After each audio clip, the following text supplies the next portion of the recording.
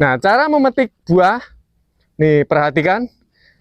Memetik itu kalau di pangkal sini itu salah. Jadi kita harus memetik dari ujung di sini lur, dari pangkal ini. Jadi langsung kita tebas. Supaya tujuannya apa? Ini jarang sekali yang memperhatikan. Agar nanti pohon tersebut dia tidak berfokus pada ini, nyuplai makanan pada tangkainya. Sobat dapat lihat ya, ini aku pruning sampai habis ketika dia juga masih mengeluarkan pembuahannya lur.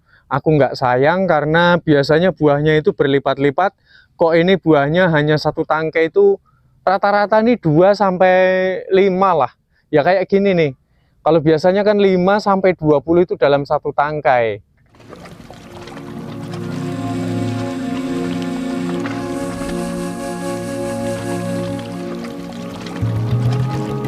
Halo sahabat semua, di sini aku mau membagikan tutorial yang sangat penting sekali. Di hadapanku ini ada pohon nangka dengan buah yang tidak terlalu banyak. Karena hal tersebut, aku ingin berbagi bagaimana caranya agar pohon nangka dapat selalu berbuah lebat. Nangka ini berjenis persilangan dengan cempedak. Dulu satu tangkai ini dapat menghasilkan maksimal 20, minimal 5. Nah sekarang itu sudah satu tangkai itu paling hanya ada 2 hingga 5. Makanya aku mau rehab ulang. Mengapa bisa demikian? Ya nangka itu banyak sering kita jumpai bahkan bertahun-tahun tidak berbuah. Hal tersebut perlu kita ambil sebuah spekulasi, yaitu dengan cara pemangkasan seperti ini. Kita lakukan pruning ini global. Terlebih kalau menjumpai nangka yang bertahun-tahun sudah tidak lagi berbuah, itu mungkin disebabkan karena keseimbangan jumlah akar dengan batang dan serta cabang serta dahan yang tidak seimbang, sehingga tanaman tidak dapat berfokus terhadap sistem pembuahan lur.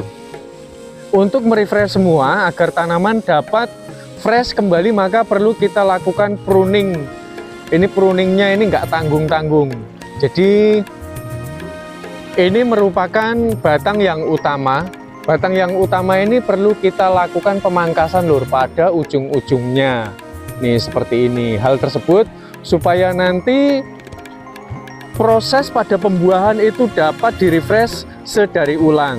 Setelah kita lakukan pemangkasan seperti ini, maka kita perlu melakukan satu hal agar tanaman tidak selalu mengeluarkan cairannya, yang sehingga banyak sekali nanti cairan-cairan yang akan terbuang dari cabang maupun batang yang sudah kita pangkas. Nih kayak gini nih, ini kan basah terus lur.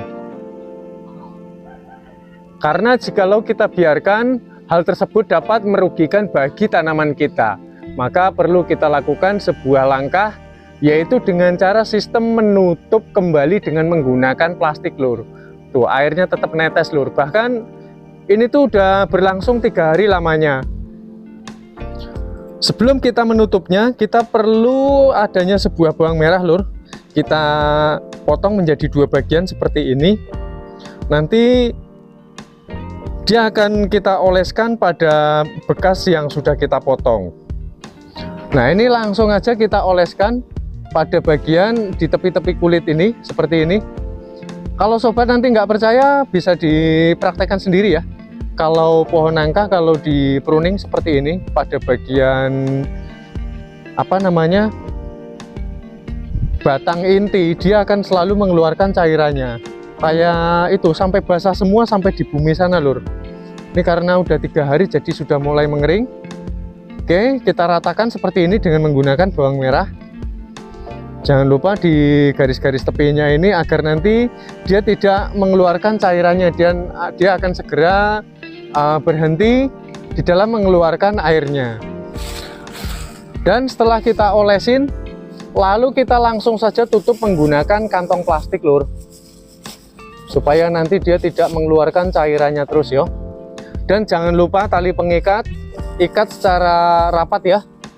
Hal tersebut bertujuan agar nanti dia tidak mengeluarkan kandungan air yang sudah diserap di dalam berfotosintesis. Dan lalu yang kita butuhkan adalah ini aku menggunakan air cucian beras lur. Langsung aja ini sebagai perawatan, karena air cucian beras ini mengandung organik ya di atas 20%, jadi sangat bagus sekali untuk seluruh tanaman di dalam proses penyuburan ataupun pembuahan. Dan lalu langsung aja kita siramkan ke sekitar areal akar. Kalau bisa lakukan penyiramannya ini setiap hari ya lur ya. Dalam satu hari itu bisa menyiramkan 1 kali atau selambat-lambatnya 2 hari sekali harus kita siram menggunakan air cucian beras lur. Lalu langsung jikalau mungkin ada buah-buah pejantan seperti ini harus kita buang, karena ini dapat mengundang hama ya. Buah pejantan seperti ini sudah tidak terpakai. Dan lalu hal berikut kita harus memperhatikan, kalau di atas saja kita lakukan pruning besar-besaran, maka jikalau ada cabang yang tidak memiliki prospek seperti ini harus segera kita basmi. Lalu kita sisakan terlebih dahulu, nanti biarkan nanti cabang seperti ini berkembang, kita lihat apakah nanti ada prospek atau tidak. Dan ciri-ciri cabang yang memiliki prospek itu dia seperti ini lur, dia memiliki cabang yang besar kayak gini. Ini sebetulnya juga sama, dia memiliki prospek juga, akan tetapi karena aku tuh nggak mau buahnya itu pada di tanah, jadi lebih baik ini aku pangkas saja di sekitar areal bawahnya. Nah, kayak gini, aku tuh pengennya dia buahnya itu di atas-atas kayak gini, jadi nanti nggak rentan dengan yang namanya busuk. Nih kalau buah kayak gini kan apa namanya, udah pasti aman, jauh dari yang namanya busuk. Wah kebetulan ini juga aku lihat matang lur. Wah ini langsung aja aku petik yo.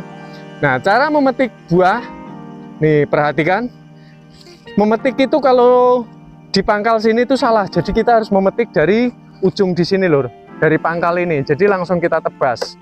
Supaya tujuannya apa? Ini jarang sekali yang memperhatikan, agar nanti pohon tersebut dia tidak berfokus pada ini, nyuplai makanan pada tangkainya. Dan kita bisa perhatikan ini seperti ini, kalau basah kayak gini ya, kalau habis kita pruning itu dia maka akan mengeluarkan air seperti ini, kayak nangis dia nih sampai di bawah ini tuh, bahkan sampai di sekitar sini bisa diperhatikan, terus ke bawah sini.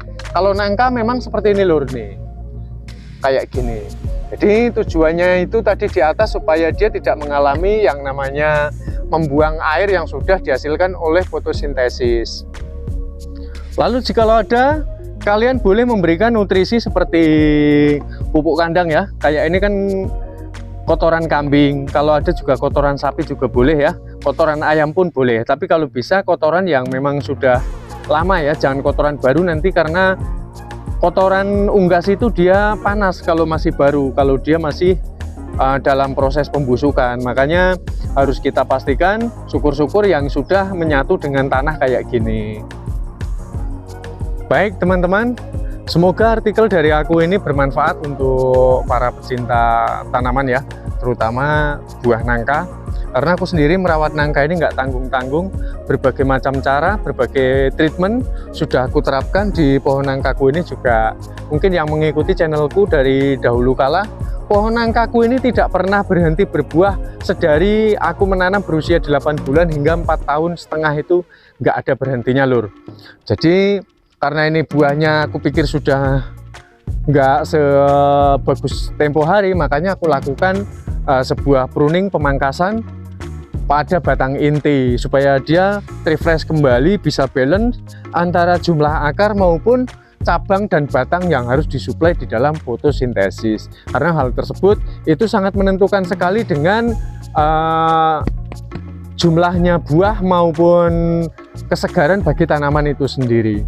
Oke, terima kasih saya ucapkan, semoga artikel ini bermanfaat. Jikalau dirasa bermanfaat jangan lupa untuk di subscribe ya.